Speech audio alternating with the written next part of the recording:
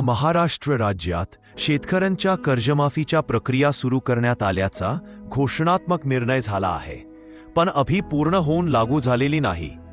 खाली मुख्य मुद्दे.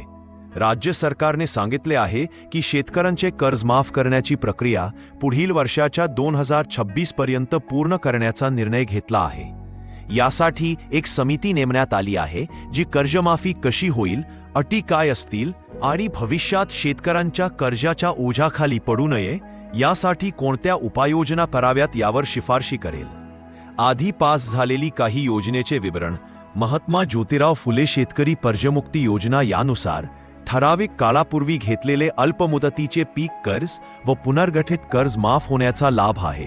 निर्णय घेण्यात आलेला आहे, पण प्रत्यक्षात सर्व कर्जमाफीचे काम, यादी, अटी व निधी यांचे नियोजन अद्याप पूर्ण झालेले नाही. विरोधकांनी आणि शेतकरी संघटनांनी सरकारला वेळ व्यर्थ घालण्याचा आरोप केला आहे. म्हणजे आता लगेच माफी द्या अशी मागणी आहे.